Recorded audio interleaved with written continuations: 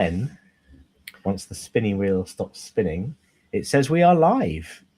So, hello, good evening, and welcome to another episode of We Need to Talk About Sunday. And this last Sunday was, well, what do we do? I've forgotten the intro that I'm supposed to do. What do we do here? Where we talk about what happened on Sunday morning or last Sunday morning at Romsey Methodist Church. So that's what we're doing here. And this Sunday, last Sunday, was Andrew leading us for our Palm Sunday service. So welcome back again, Andrew. Thank you, Jason. To answer some difficult and easy questions about the service, and just have a chat. We can have a bit of a chat of the various, because actually the service was very much, it wasn't just Palm Sunday, it was a real kind of intro to Holy Week, and you led us kind of into, well, we talked a little bit about everything, I think, and leading us into that. And the first question is that I'm going to ask you, I guess thinking on that you're sort of leading us into this whole week, is there anything you look forward to, or anything you specifically look forward to at Easter? Any specific traditions or anything that you particularly enjoy?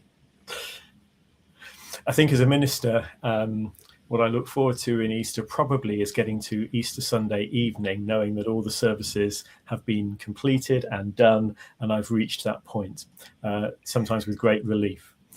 So that's probably something I look forward to, which has been part of my life for the last 25 years in ministry. But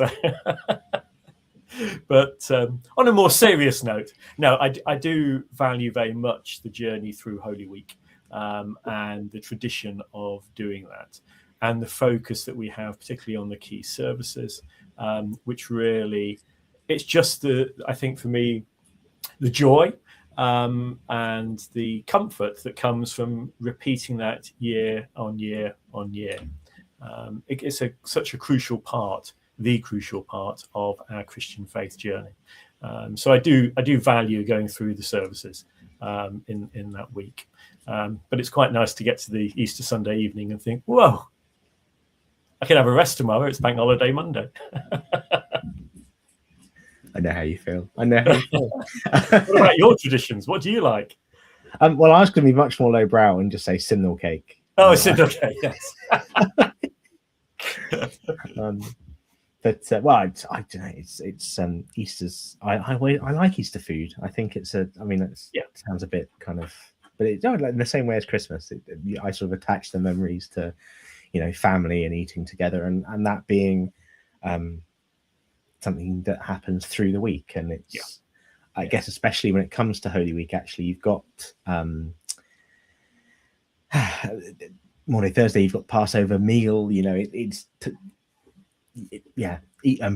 Obviously on this theme of bread, and so it kind of, for me, the food, but also it's Easter, isn't it? I love a big good Easter, big rousing Easter service with that's it.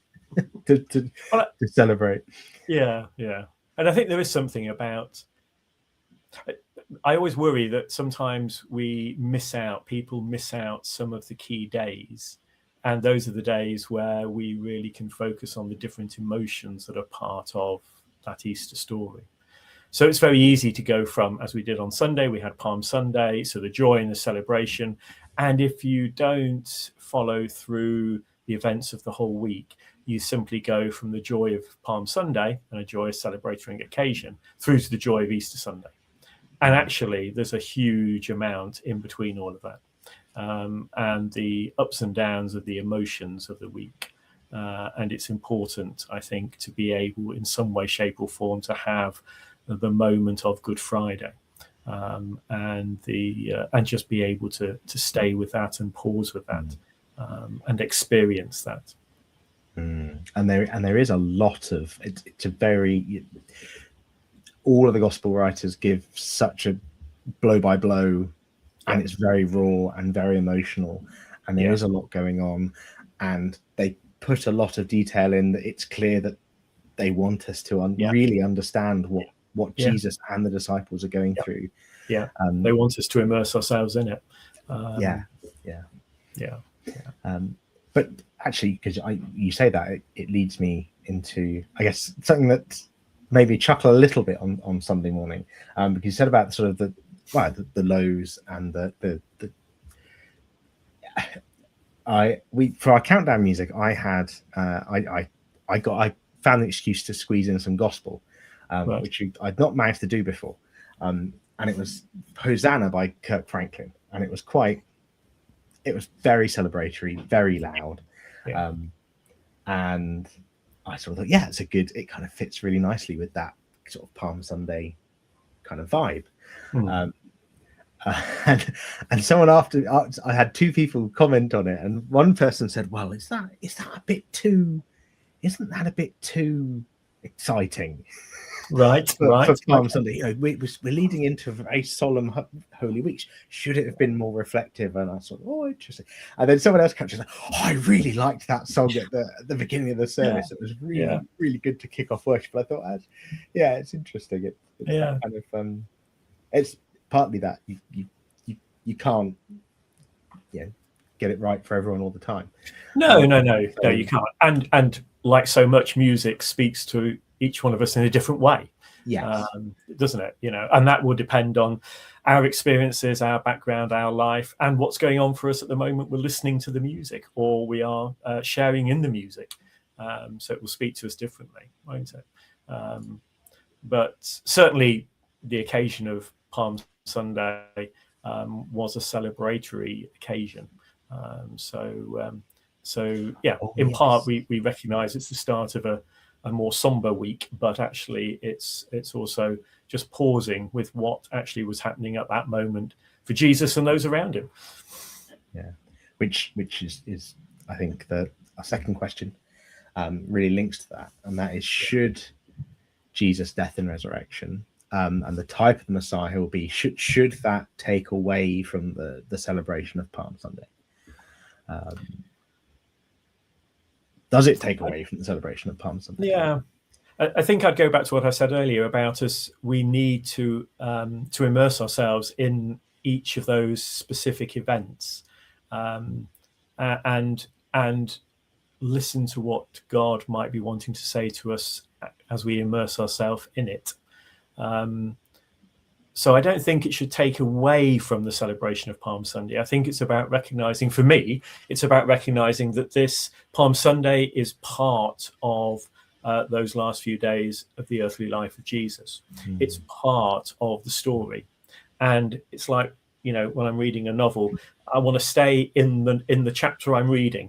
And I want to experience all of that and think about that before I move on. And the story does move on.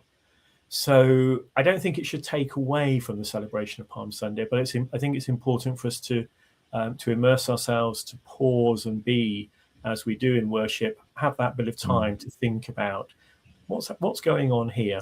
What were people really feeling here? What were the hopes? What were the worries? What was going on? Yeah. And I think, so for me, Palm Sunday is very much, it's the only time in Scripture where Jesus is kind of, gets what he's due, I guess, and where people do praise and worship him as King, etc. And actually, we don't see that anymore, and we don't see that after the resurrection either. And in many ways, I kind of feel like, there should have been another Palm Sunday. There should have been, more hundreds of thousands of people lining the roads after the resurrection. But of course, it's not as it's still not as straightforward as that, even after Jesus rises from the dead. No.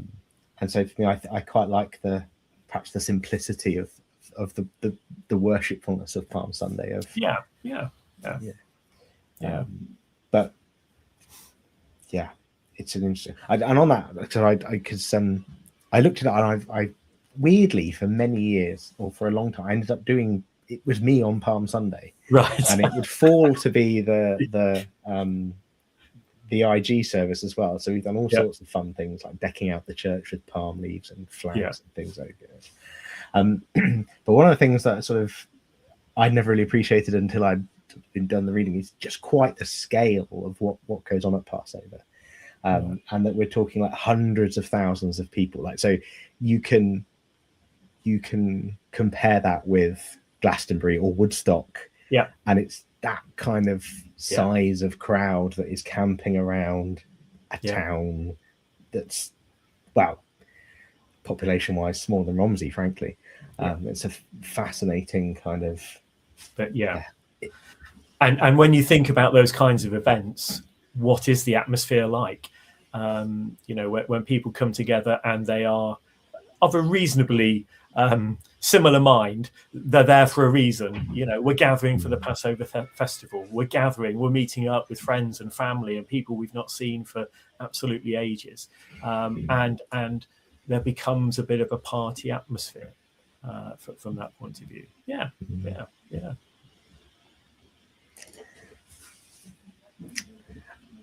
Now, so this is thinking about that sort of bit where, well, the Pharisees tell Jesus, rebuke your disciples, you know, stop this nonsense kind of thing.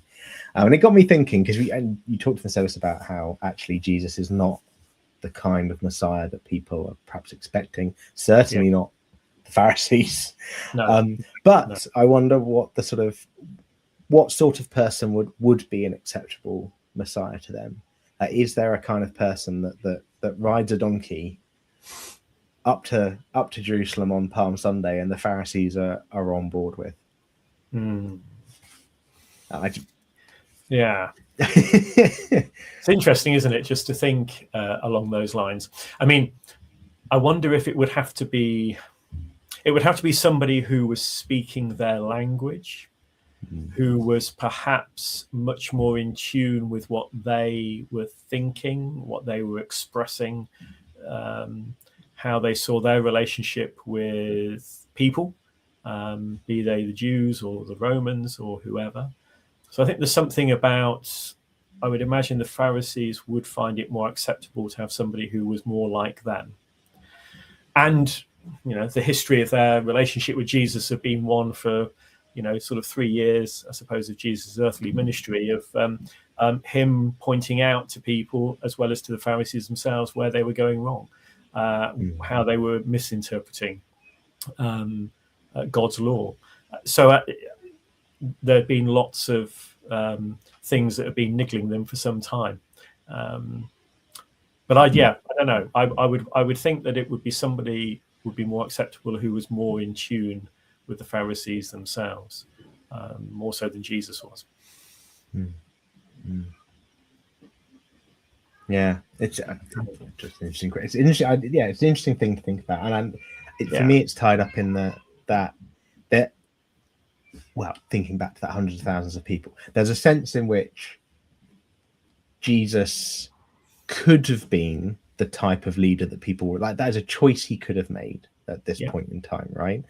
And actually, even, you know, hundreds of thousands of people descended on Jerusalem from around the countryside you know, that Jesus had been talking to for years and preaching to, and he was popular. And actually, that there is a world in which, well there isn't, but but there's, the numbers are on his side, right? And even you know, even in terms of that kind of, well, we can kick the Romans out, even if maybe it's just for a week. That's a thing that was feasible. And of course never comes about. And I think that's an interesting kind of, that for a lot of these people, and not the Pharisees, but for a lot of the people in the crowd, perhaps Jesus is a bit of a damp squib. He never really kinds of fights back, does he? No. I mean, we see it through this week when we get to the trials and everything else. He's not fighting back. And I think the Pharisees would have wanted to see somebody fight back and push back against the Romans, against what he was being accused of. But Jesus doesn't do that. And I guess looking forwards into Holy Week, it makes it, I think that it's much easier to understand from that to from Palm Sunday getting to chanting for Barabbas, this crowd that actually, if that's who you want, that's the kind of person that you want, you can have that person, and they, you know, that's the option. It's Jesus Yeah. or Barabbas, and we'll have Barabbas. And so there's I think a really clear progression from walking into Jerusalem on Palm Sunday to the chant on what day would it be? Oh, I've lost track. Would it be? It'd be Thursday, wouldn't it? Yeah, Thursday. Yeah. So moving on, and I think this is a horrible question, and I do apologise, but but I did think, because it was I did appreciate how you put this. I thought it was really interesting, because you said that Jesus didn't have all the answers going into Holy Week. That might not be your exact words, but something similar to that. And you can put me right, put me wrong. Set me straight if that isn't right, quite what you meant or said. But I think some people might sort of think about it or hear a phrase like, I think, well, hang on, what do you mean Jesus doesn't have all the answers? Of course he does. He's Jesus. And so I wonder if you can expand on that a little, and what you meant by it, I guess. Yeah. I'd have to go back and listen to myself.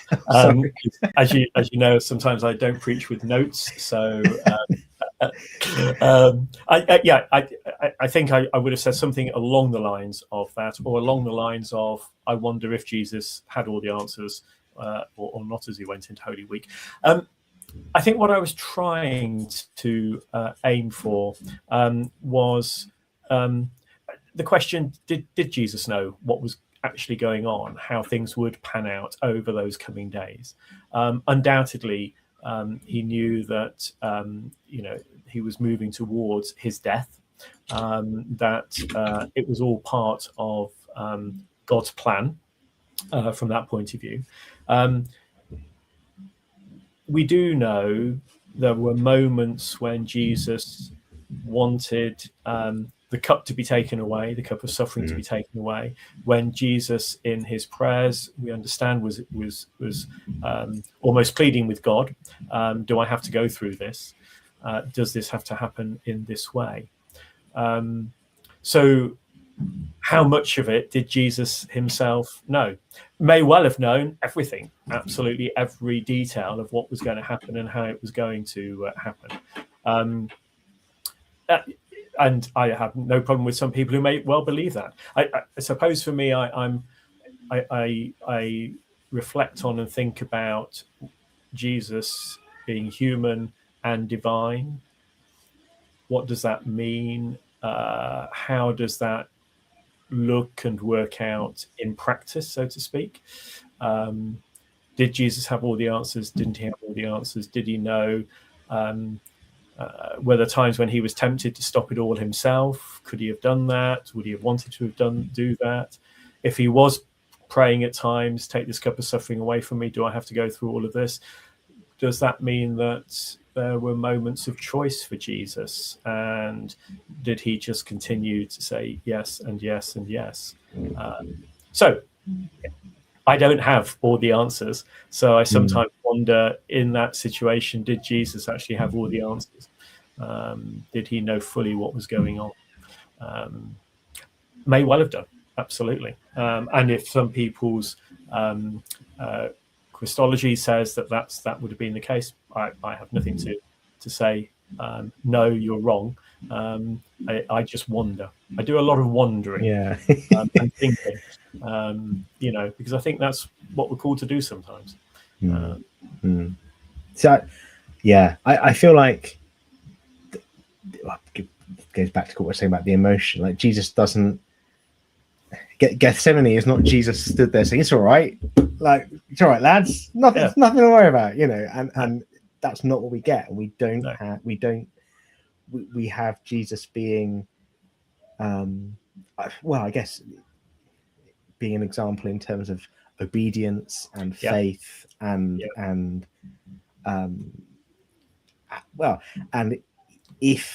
if there's only one way, if Jesus is, I don't know if there's better to put this without blasphemy, frankly, but I think now, Jason. I'll be careful, but I guess that is it. Jesus is not Jesus is not exuding confidence at every point in the story over the next week, is he? No, and that's why people. But he's. Sorry, go on. No. Sorry, I interrupted you. He wasn't exuding confidence for people. No, but is being faithful and obedient, and I guess in order for that faithfulness and obedience to mean anything, there has to be a degree of not being sure, I guess. Yeah, and trusting. Thank you. That's the word I'm looking for. Yeah. Well, I think that's it, isn't it? Trusting in God, and not knowing the answer. Yeah. And how each step was going to turn out. Yeah, because if you know, you don't need to trust. I think that's what I'm feeling on that. And I mean, certainly there were times, weren't there, when Jesus was trying to explain what he understood was going to be happening. In 3 days, I'll be back. I'll be alive. I'll be, in 3 days. This is not the end. But he wasn't as clear and blunt as perhaps some people would have liked him to have been. Yeah. And as you say, it wasn't the kind of, look, I know we're going to have this meal. Look, I know I'm going to be arrested, but don't let it panic you. You know it's all going to be okay in the end. So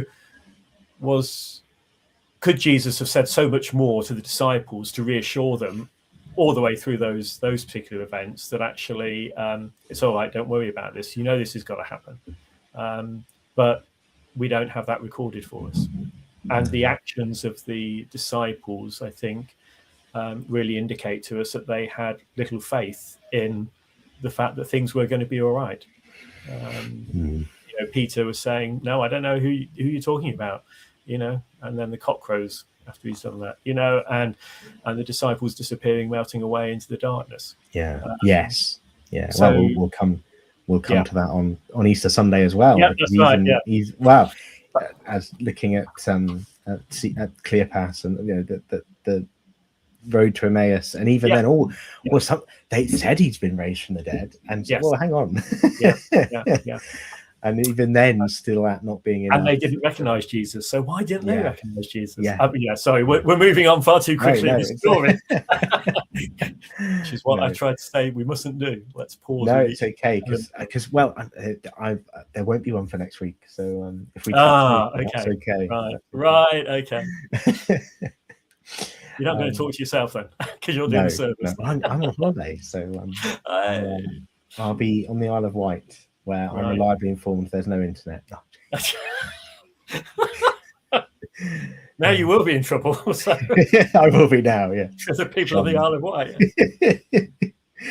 Oh dear.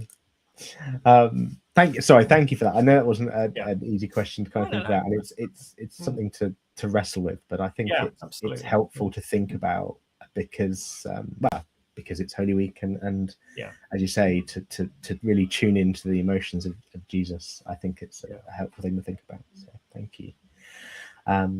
We'll have some easier questions now because you did talk about on Sunday what we might do to share not just the Easter story itself, but actually Holy Week with other people and gave a couple of examples of how we might do that. And so I was going to ask this question, which was, should someone be able to tell that you... Oh, I've spelt that wrong. Let me fix that. Area Christian. Area Christian. There we go. Should someone be able to tell that you're a Christian? And if so, how? Right. I ask as I see a cross hanging from your... yes. From your wall behind you. Yeah.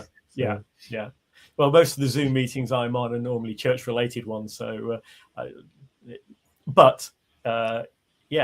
it is. I mean, my study window, which is opposite where I'm sitting now, so I look out the window and gaze out at it. There's a cross in the window there. So it will indicate to some people, I hope, as they walk by the house that there's somebody of a particular faith, Christian faith, living there. Should someone be able to tell you that you are a Christian? I think there's two things for me there. One is that is our behavior in life generally, does that reflect something of the Christian values that we understand in our Christian faith? That's one aspect, but that won't necessarily tell people you're a Christian. But if you are challenged about that, are you willing to be able to say, but I am a person of faith, which is why? I think we were the challenges we've given ourselves at the end of each week, following our Lenten theme of bread, bread for the road for this particular Sunday just gone, has challenged me to think a little bit about some of the public side of our faith as well. So today, the Sunday challenge was, as you're going about your daily life, as you're walking around the streets, will you pray for the people in the homes that you walk by? Now, that's not to say that you stand outside people's houses with your eyes closed and in a prone state of prayer, which may cause some concern for people. But there's something about just recognizing your area and your community and thinking about that. And does that make you more in tune with what's going on in your local area? And therefore, might people just ask questions occasionally about you? Some people will wear a small cross, a chain, or a lapel cross, whatever, to indicate that. But I think it's that by people seeing our life, the way we lead our life, and if they ask us the questions, are we able to say that our faith directs our life, and that's why we've behaved in a certain way? I don't know. How else might people be able to tell you are a Christian? The fact that you're walking in and out of a church building on a Sunday will give a clue to some people. See, what that makes me think about is, well, it used to be more popular than it is now. And that's the ichthus on a car. Yeah, you see a lot more of those than you do these days. Yeah. And I know someone, I won't name or shame them, and it's no one that I don't think anyone here will know, but I won't say it anyway. Is I know someone that refused to put one on their car because it meant they wouldn't be allowed to speed.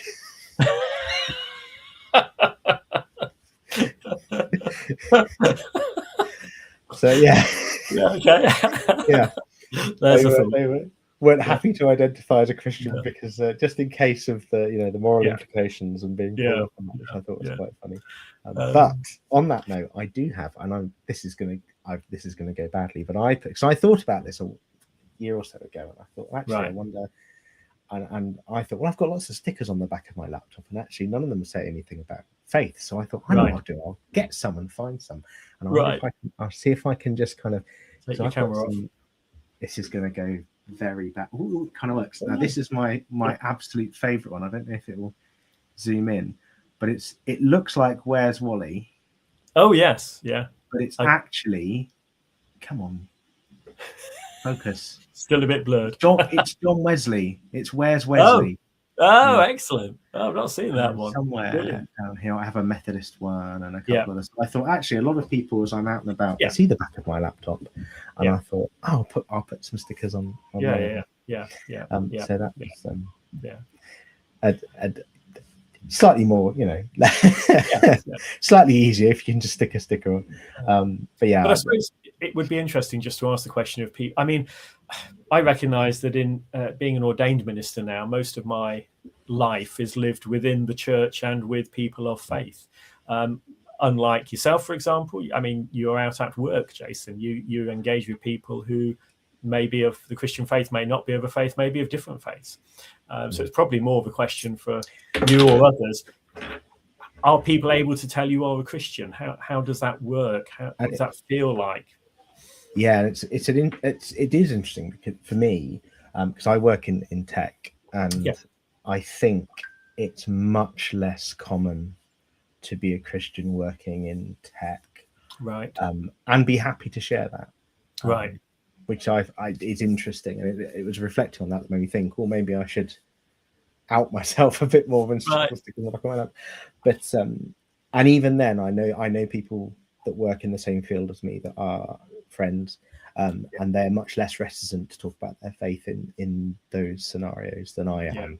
But then I don't have a filter, so I'm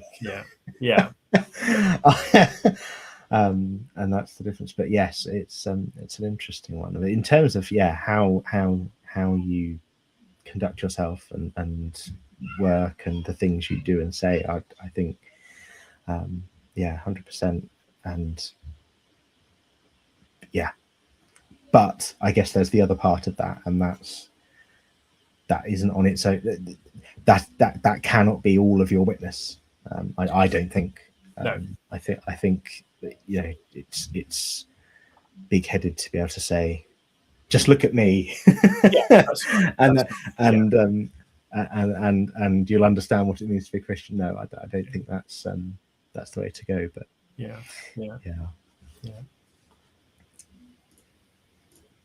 So heading towards the end, right? And so that last question that I like to pop in every week: what didn't you get a chance to fit in this time? If only services could be 2 hours long. And that's right. Yeah. If we could just go on a bit more and not be worried about the hour length, and then having coffee. Perhaps we should carry it on. Just pause and have a break and get coffee and then carry on.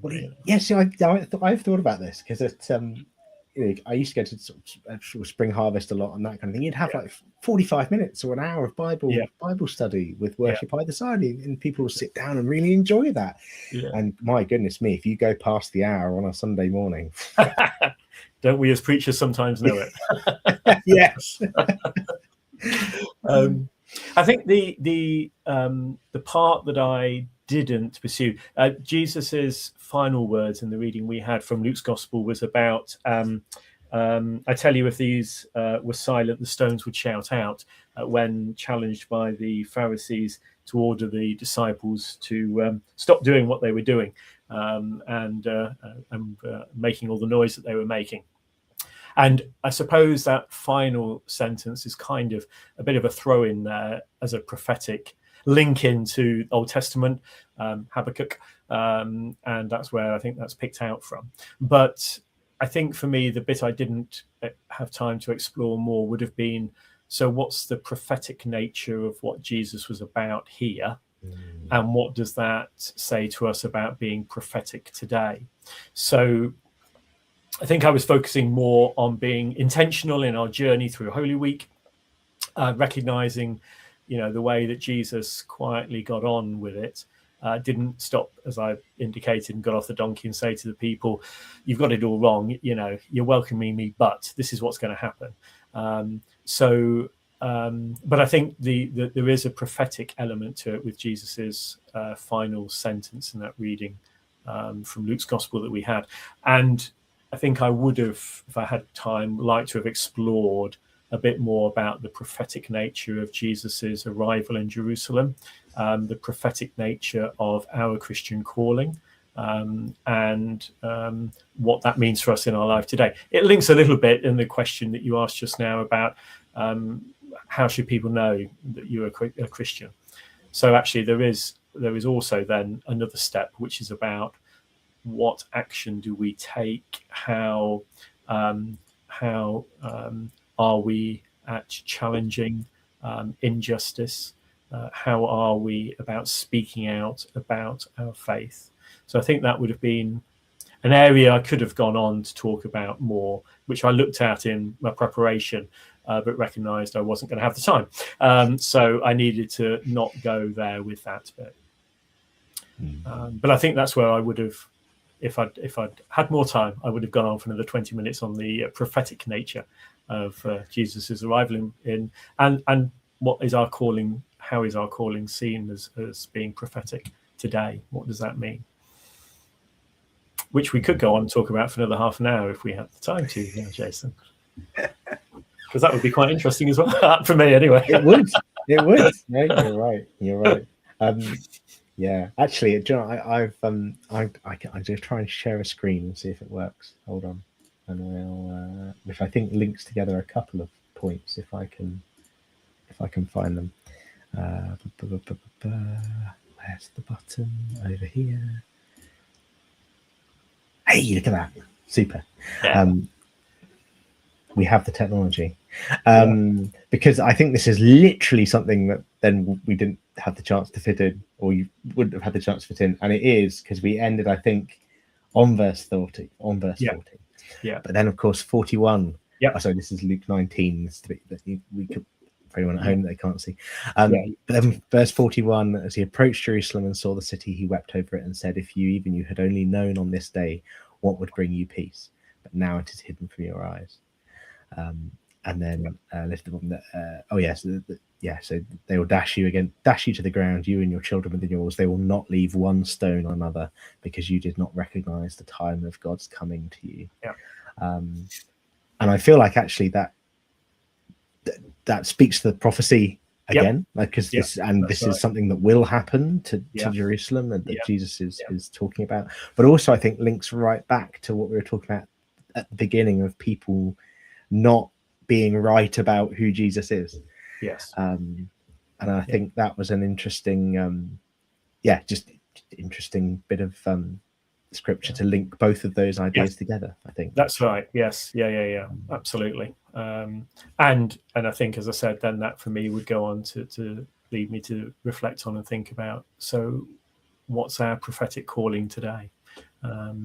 Where are we called to call out injustice? What does that mean? What does that look like? What does that feel like for us? How do we feel about that? Do we feel that that is part of our Christian discipleship today or not? We are Methodists, so I'd hope so. Yes. Well, absolutely, yes, yeah. We could very well talk about our Methodist heritage, because I think it certainly is. But then I have conversations with people who want to talk about whether faith and politics, for example, should mix or not, or be kept separate, and everything else. And that leads you into a whole different area, recognizing that the politics for the people in any community are going to be different from each other. So that's a really interesting conversation. Yes, it is. I've got into a lot of heated debates on, on that topic, because that's where actually that is one of the places where people perceive Christianity, especially, as being problematic. Is how it's applied, if and when parts of it are applied politically, and even when those are perhaps the least Christian parts of Christianity that are being applied. Yes, and goes back to the sort of the question about Christology earlier on. It's what our understanding of the Christian faith is, what our understanding of Christ is, how that affects then our political understanding, and where we may be politically. But we do see, don't we, today, quite a number of representatives of different political parties talking about Christian faith, and almost claiming elements of it in respect to align it to some of their policies as political groups. So there's a backwards and forwards going on there. People pulling in bits, sometimes bits that just will support their view, and all of us will have different views as to whether or not that's right what they're doing.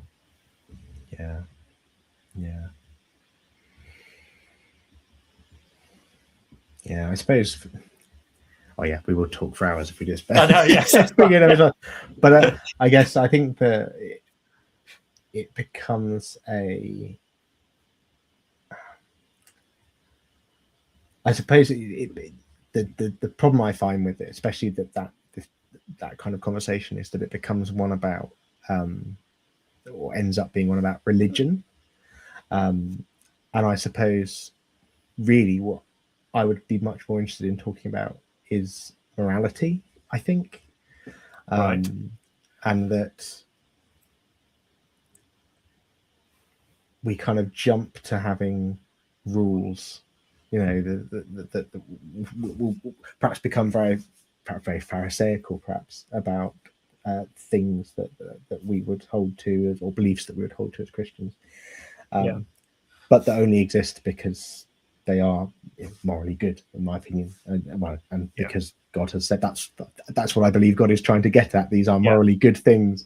But instead of focusing on the good, it's the rules that get focused on instead. And then but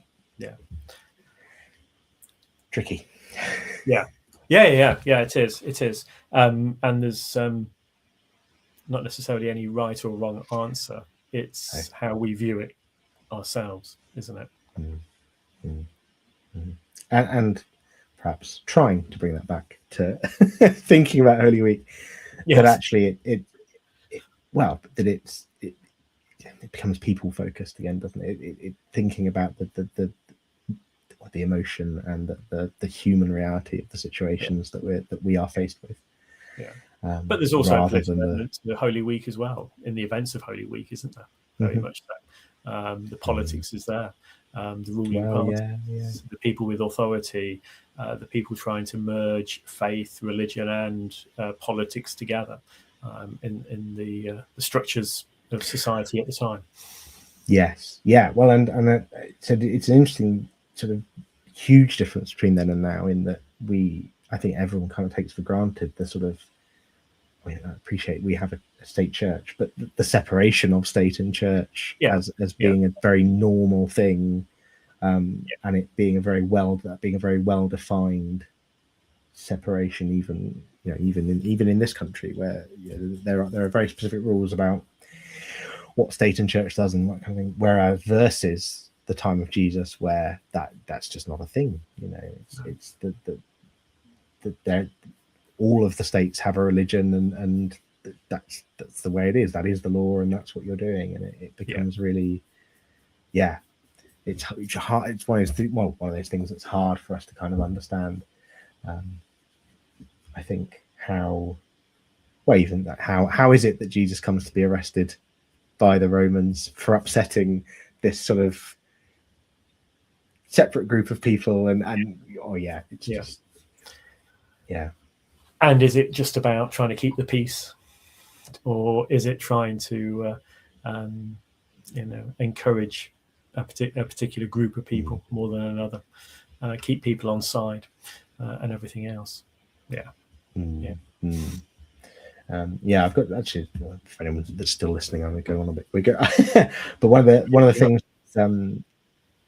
I read last year about all the time of Jesus's ministry is that, from the Roman point of view, there is a power vacuum at this point in Jerusalem, and that Rome is not as it is not the sort of, Rome hasn't got the kind of grip or control over Jerusalem and Israel that perhaps we would expect it to have. So people like Jesus and Barabbas and other people are, Jesus isn't, but there are people who are trying to build power bases and gain a foothold and take over, and right the way through. So even with Herod, the Herods, this idea that there is someone who wants Herod's throne. Yes, that's always the case throughout Herod's reign, and because there are these kind of groups of people that are trying to either kick the Romans out or just become crime lords over a chunk of territory and that kind of thing. It's really interesting, and amongst all of this, you've got Jesus going around acting like someone who's trying to build political support. Then walks into Jerusalem and, hang on a second, this isn't. He's not going for office. What's the?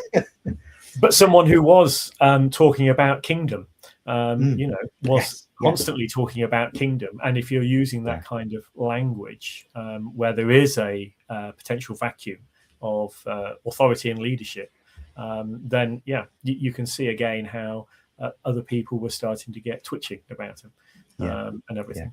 But then he comes in, and then, well, hang on, he's not actually playing the game anymore. He's not pushing this forward.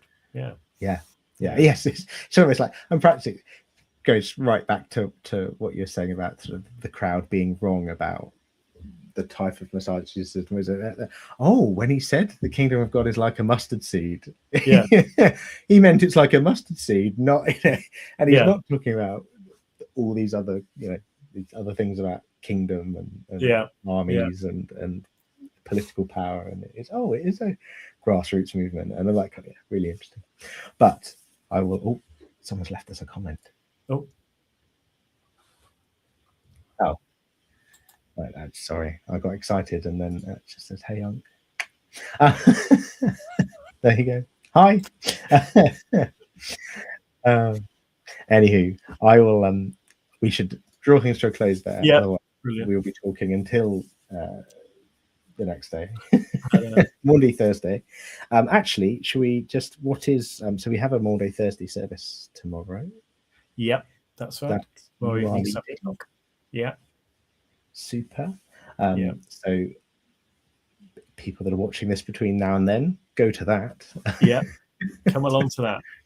And but Good Friday. In person at the church. Sorry? But you'll need to be in person at the church. We're not online. So yes. Yeah. And then Good Friday, there's all kinds of things happening on Good Friday. Starts at 8:30 with breakfast, I think. You can be there all day. Yeah. Brilliant. Yeah. With final reflective service at 3 o'clock, but prayer stations throughout the day. Yeah. So great opportunity again. I'm really looking forward to that. Yeah. And then Easter, 2 services with a breakfast in between, which I'm also looking forward to. Yes, 9:15 for communion, and again, come along in person to that, followed by breakfast, and then your service at 10:30, which will be streamed, so people can catch up there if they're at home. I think people will be fed up of watching me online by then. So. Not at all. There we go. Right. Well, so that's everything that's coming up for the next few days. So that's right. Hopefully we'll see lots of people at that. And I guess I'll end with a prayer. Thanks, Jason. Thank you. Father God, we thank you for Andrew's ministry and his service on Sunday morning, and the thoughts and helping us to really think about Palm Sunday and what that meant to Jesus, to the disciples, and to us. And I pray, Lord, that you would help us throughout the rest of this week to be mindful of these holy days leading up to Easter Sunday, and help us to think about the people and the emotion, and especially Jesus and what Jesus is going through, and to really feel this week, Lord. I pray you'll help us to understand what that means for you and for us. Amen. Amen. Super. Well, thank you again, Andrew. Thank you, Jason. Thank you for enabling this to happen. That's all right. Thank you for being so willing to come on every other week and talk. It's been great. But as I said, we a break for next week, and then we'll decide when we come back. It might be a slightly longer break, but we'll see. But we'll come back for hopefully another theme in the not too distant future. So thank you, everyone. Thank you for watching, and goodbye. Yeah. God bless. Bye.